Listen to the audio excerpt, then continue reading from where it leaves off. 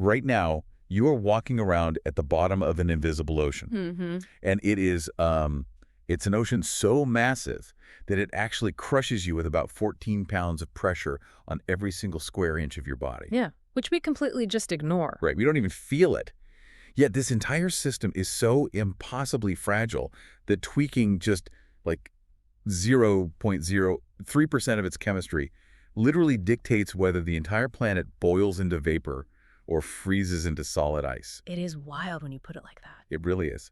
So today on the Deep Dive, we are completely deconstructing the Earth's atmosphere. We've got this massive stack of foundational notes on environmental chemistry, looking at atmospheric structure and pollution, and we're just breaking down the actual operating system of the sky. I think it is a critical shift in perspective for anyone listening. Because, as terrestrial creatures, our brains are fundamentally wired to prioritize solid ground, right? Solid ground and liquid water. Things we can touch. Exactly. We look up, we see blue, and we just register it as a void. Like, it's just nothingness.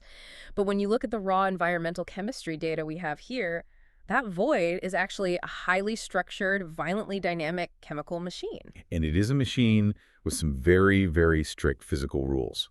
Like, you cross an invisible line in the sky, and the temperature swings from boiling hot to freezing cold. Yeah. You tweak one trace gas, and you alter the physical boundaries of the weather itself.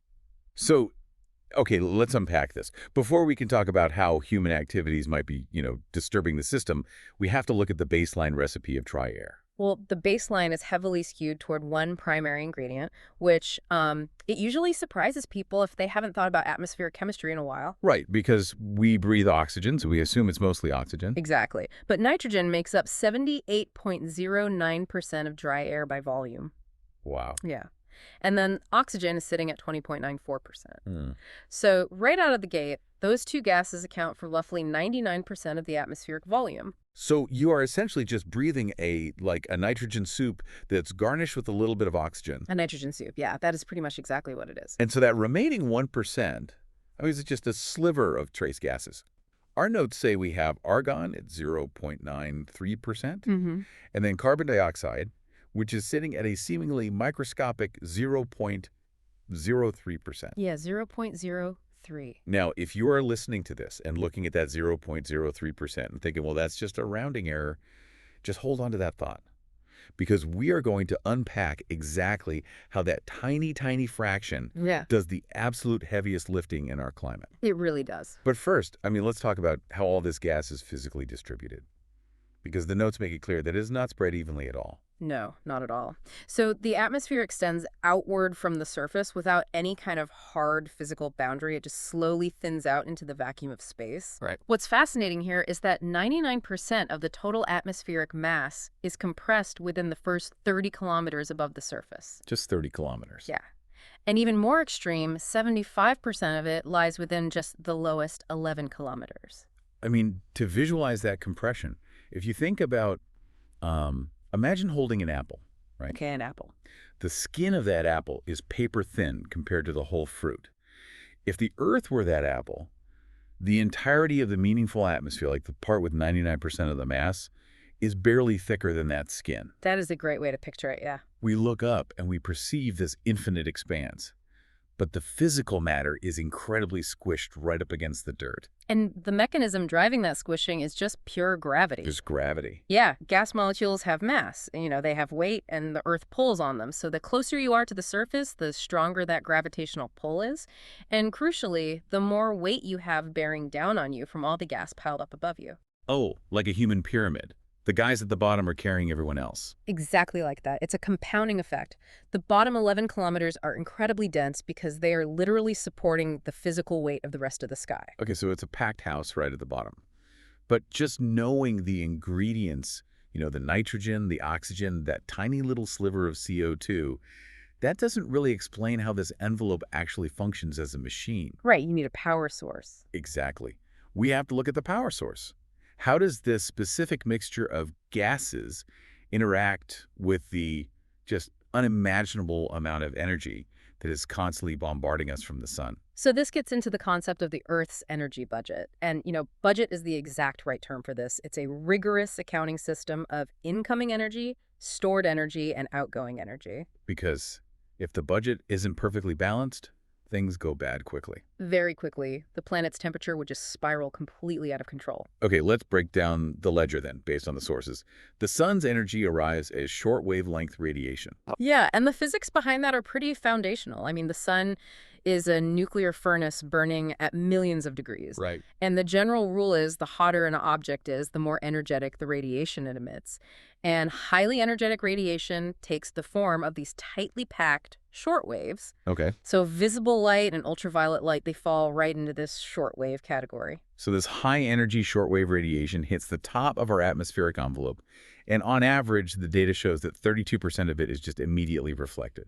Like it just bounces straight away into the void. Yeah, rejected at the door. It says 6% reflects right off the Earth's surface, so like ice caps, snow, oceans, and then 26% bounces off clouds, gases, and dust particles up in the atmosphere. And that 32%, it is effectively useless to the Earth's thermal system. It does nothing to warm us. Okay.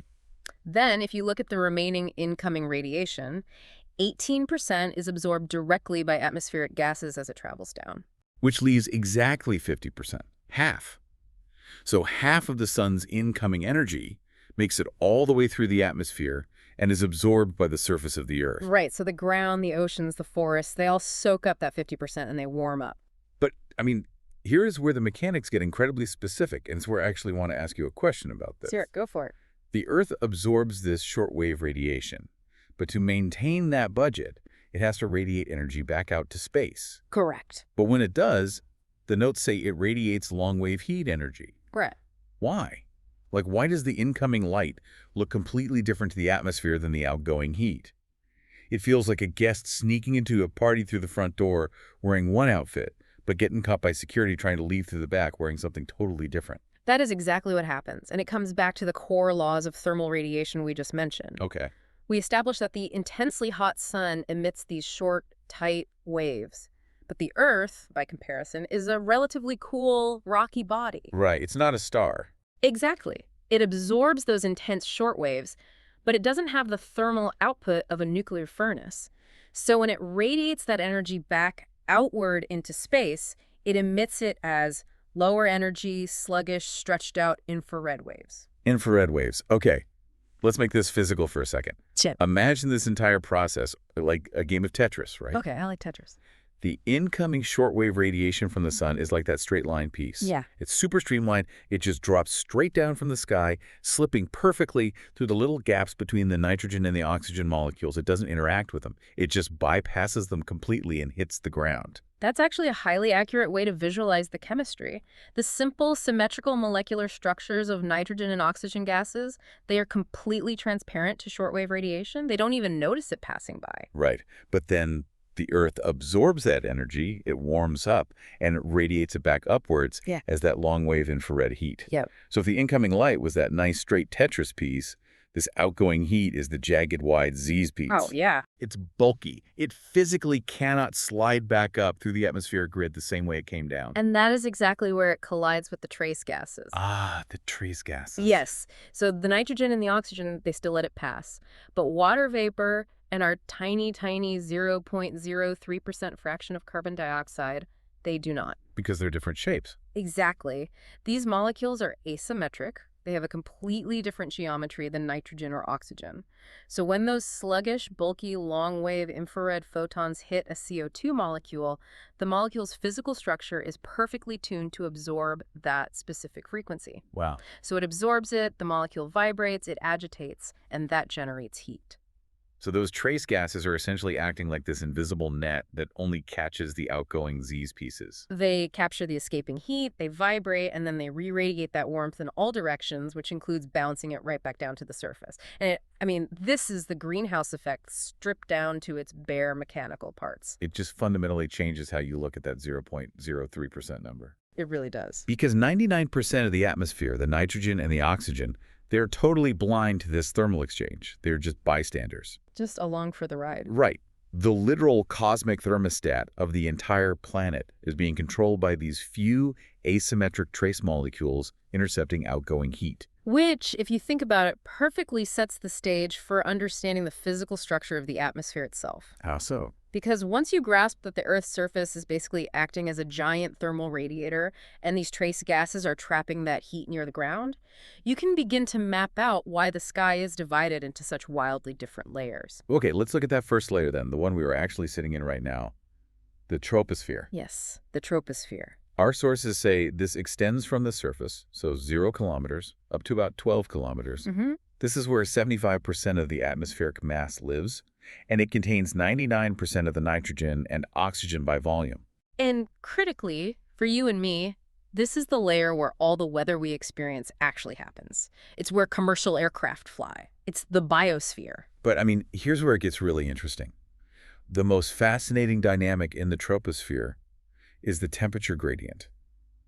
The data shows that the troposphere is heated from the bottom up. Right. Because those trace gases are catching the infrared radiation bouncing off the ground, the warmest part of this atmospheric layer is right down here against the dirt. The surface is the heater. The incoming sunlight, as we said, passed through without warming the air much at all. The ground absorbed it, converted it to infrared heat, and is now radiating it upward. So it behaves exactly like a campfire. Basically. The closer you stand to the glowing embers, the hotter you feel. And as you back away from the fire, you get colder. The atmosphere behaves the exact same way as you move vertically away from the Earth's surface. And the environmental notes actually give us the specific mathematical rate of that cooling. It's a metric known as the lapse rate. The lapse rate, right? So as the concentration of gases decreases with altitude, as the air gets thinner, and as you move further from that radiant surface, the temperature drops at a rate of 6 degrees Celsius for every single kilometer you go up. Let's ground that in reality for a second so we can really picture it. You are standing at sea level on a really pleasant day. Maybe it's 17 degrees Celsius, so around 62 degrees Fahrenheit. Perfect day. If you get into a commercial airliner and you cruise up to 10 kilometers, which is roughly 33,000 feet, the air right outside your thin little airplane window has cooled by 60 degrees. The chart tracks this drop perfectly. By the time you hit the ceiling of the troposphere, which is right around 12 kilometers up, the temperature has absolutely plummeted from 17 degrees all the way down to a brutal, freezing negative 58 degrees Celsius. Negative 58 degrees. Yes. Just a dozen kilometers straight up, and it is a completely frozen wasteland. Hostile. And this massive temperature difference, like having this hot air hugging the surface and this freezing air sitting right on top of it, that is the engine of our weather, right? Oh, absolutely. It's just basic thermodynamics. Right. Hot air is less dense, right? So it naturally wants to rise. Freezing air is dense and heavy, so it wants to sink. So because the troposphere is heated from the bottom, you end up with this constant violent state of vertical churning. Right, because the hot air is trying to get up and the cold air is trying to get down. Exactly. You get convection currents, massive updrafts, sinking cold fronts. This vertical movement is what generates thunderstorms, hurricanes, and prevailing winds. The troposphere is just a chaotic, boiling soup of atmospheric pressure, specifically because of that extreme temperature gradient from the ground up to the 12-kilometer mark. Okay, so we reached that 12-kilometer ceiling. The temperature is negative 58 degrees. Right. Logically, as we move even further away from the Earth's radiator, it should just keep getting colder and colder until we hit absolute zero. Well, yeah, that would definitely be the logical assumption. I mean, if the Earth's surface were the only heat source in the sky. Right. But it isn't. So the rules completely invert here. They do. We cross the boundary into the stratosphere, which the notes say extends from 12 kilometers up to 50 kilometers. And the data shows that as you travel higher through the stratosphere, the temperature actually starts to rise. It reverses completely. It climbs all the way from negative 58 degrees Celsius back up to 2 degrees Celsius at the top.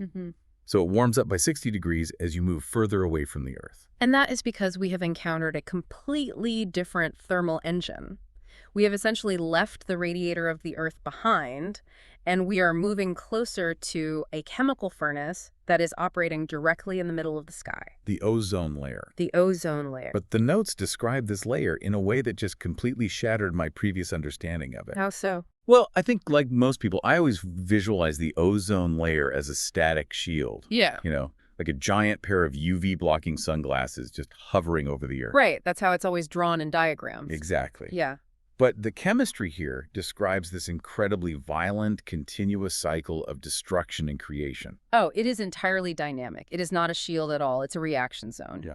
So if we look at it, the stratosphere is layered based on a specific sequence of thermochemical reactions. Let's look at the very upper edge of the stratosphere, right near that 50-kilometer mark. Okay.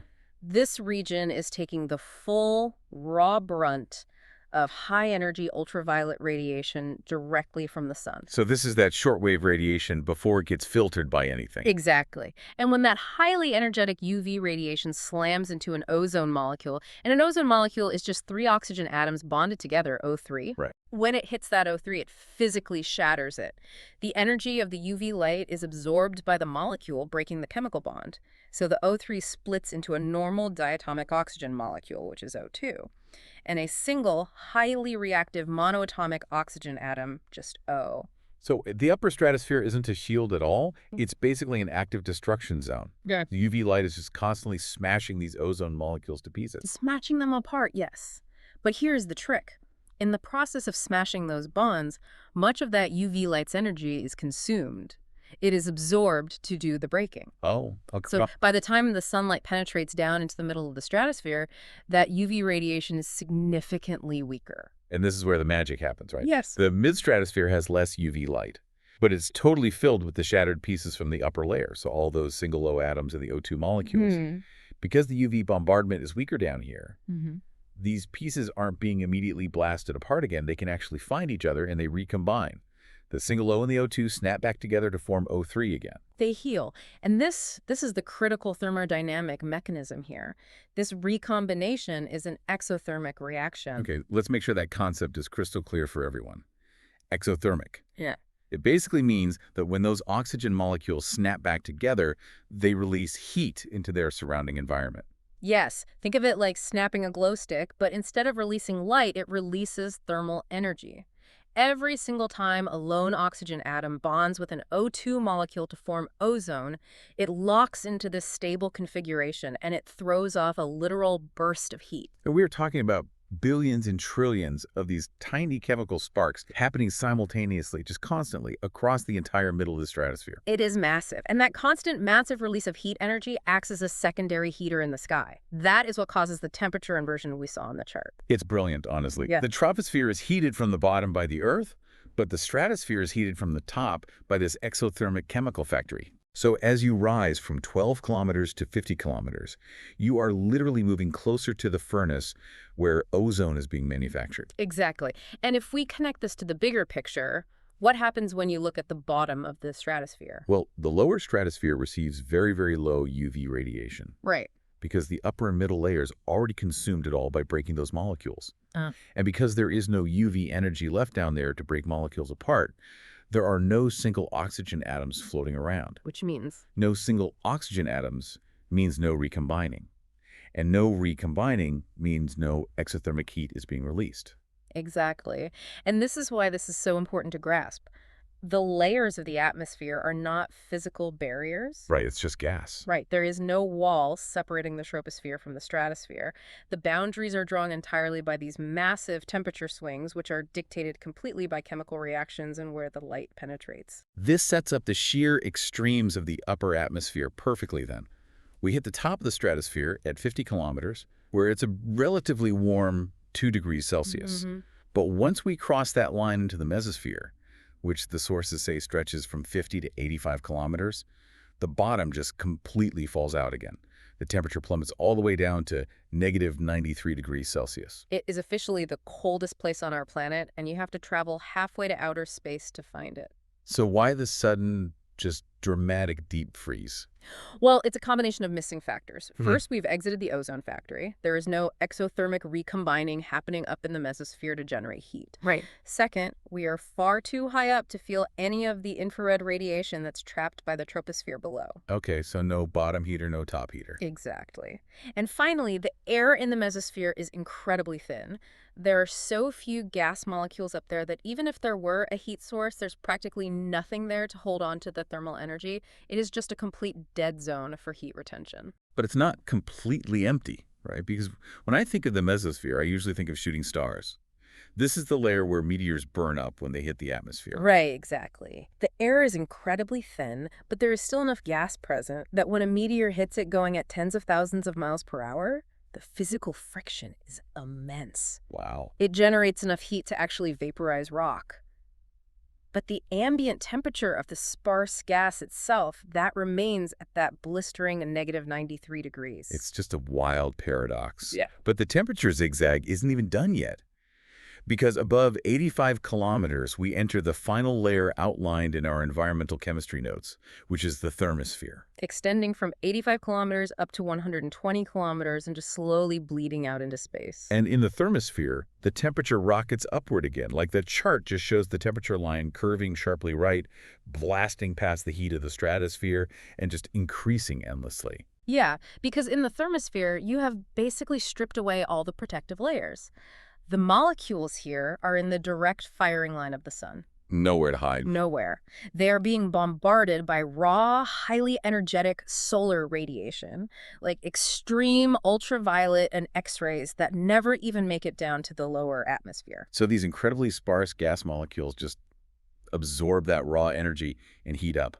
They heat up to thousands of degrees. Thousands. Yes. But, and here is the really fascinating physical reality of this layer. Temperature is basically just a measurement of how fast molecules are moving, right? Right. The molecules in the thermosphere are absorbing so much energy that they are moving at literal bullet-like speeds, which registers on a thermometer as extremely high heat. However, the gas is so close to a vacuum, it is so impossibly thin up there, that if you were to just float in the thermosphere in a spacesuit, you would freeze to death. Wait, really? Even though it's thousands of degrees? Yes. There simply aren't enough of those fast-moving molecules hitting your skin to actually transfer the heat to you. That is just mind-bending. The molecules are scorching hot, but the space itself feels freezing cold because it's a near vacuum. Exactly. And this, by the way, is where we see auroras, like the northern and southern lights. Oh, really? Yeah, that's just raw solar energy interacting with the extreme upper atmosphere in that vacuum. Wow. You know, when you lay it all out like this, the bottom-up heating of the troposphere, the exothermic furnace of the stratosphere, the freezing dead zone of the mesosphere, and then the raw solar bombardment of the thermosphere. It really feels like a miraculously balanced engine. It really is. Every single layer relies on the chemical integrity of the others. Which I think brings us to the most critical part of our analysis today. What happens when human activities introduce new variables to this very specific chemistry? Well, to talk about that, we have to establish some really precise definitions first. The notes draw a hard scientific line between a contaminant and a pollutant. Okay, this distinction is actually crucial. So a contaminant is defined as a substance that makes something impure but isn't necessarily harmful. Like, if I drop a tiny pinch of sterilized sand into a glass of drinking water, I've technically contaminated the water. It's no longer pure H2O. But it's not a pollutant, because drinking a little bit of sand won't disrupt my biological functions. Exactly. But a pollutant is inherently destructive. The text defines pollutants as waste materials discharged by human activities that alter the air, water, or soil in a way that makes the environment harmful to life. Yeah. So it's impurity versus actual harm. And the severity of that harm isn't just like a binary yes or no. The notes outline 3 specific factors that determine how severe a pollutant is: its chemical nature, its concentration, and its persistence. Let's examine those 3 mechanisms because they are so important. Okay. The chemical nature is the most straightforward one. Like, what is the actual molecular structure of the substance? Is it lead? Is it sulfur dioxide? Right. Some chemicals are intrinsically toxic. Their very nature disrupts biological processes. They might bind to hemoglobin or they inhibit cellular respiration. The chemical nature determines its baseline threat level. Okay, then we have concentration. How much of it is there? Right. Concentration dictates scale. Because a single drop of a highly toxic chemical solvent dumped into the middle of the Pacific Ocean won't cause measurable ecological harm. Because it just diffuses. Exactly. The ocean is vast. The drop dilutes instantly to undetectable levels. The chemical nature is bad, yes, but the concentration is effectively 0. However, if you pour that exact same drop into a small home aquarium, everything in the tank dies immediately. Precisely. High concentration equals severe, localized harm. Okay, nature and concentration. And the third factor is persistence.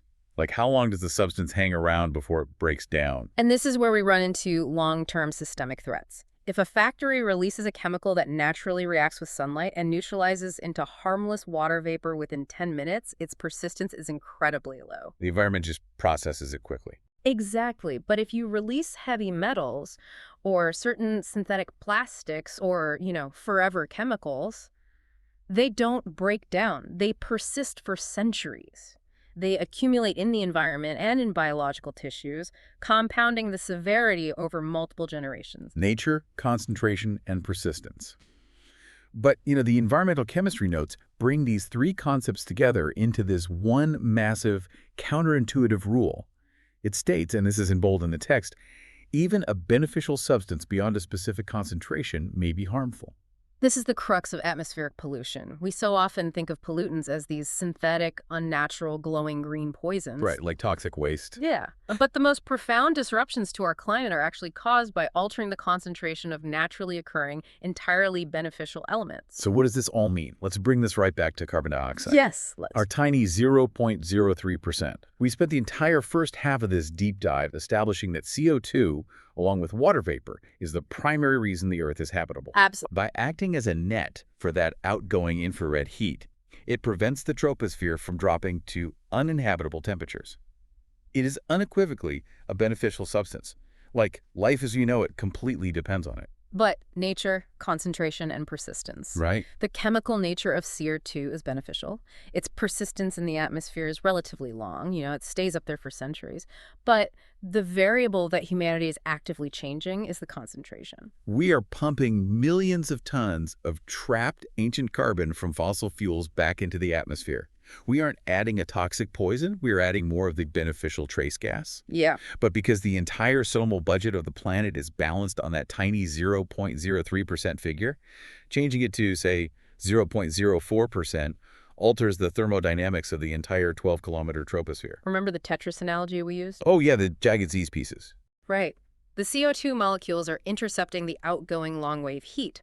Well, if you exponentially increase the number of CO2 molecules in the grid, more of those Z pieces get caught. Less heat escapes into the vacuum of space, and so the troposphere just retains more and more thermal energy. And what happens when a gas heats up? The molecules move faster, they physically push away from each other, the gas expands, and the convection currents we talked about become much more aggressive. The notes explicitly state that the troposphere is the region where all weathers occur. Right, so by increasing the concentration of a beneficial gas, we trap more heat, which basically injects more kinetic energy into the troposphere.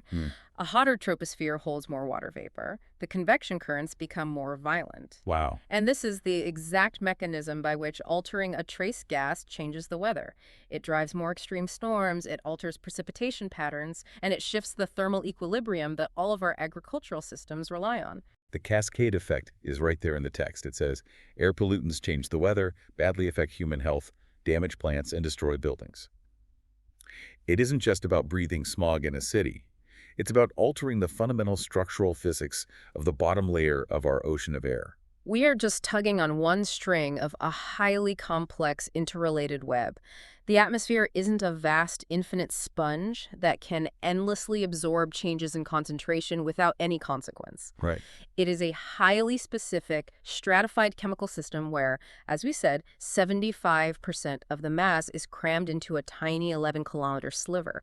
Every single change in concentration in that sliver has severe, persistent, and immediate physical impacts. We set out on a mission today to completely deconstruct the sky, to prove that it isn't just an empty blue void, and I really think looking at the raw chemistry achieves exactly that. I think it demystifies the whole system, honestly. It really does. So to summarize the raw mechanics we've unpacked today for everyone listening, the atmosphere is essentially a complex four-layered engine. Down here at the bottom, the troposphere is heated from the ground up by trace gases like CO2 and water vapor, intercepting the Earth's outgoing infrared heat.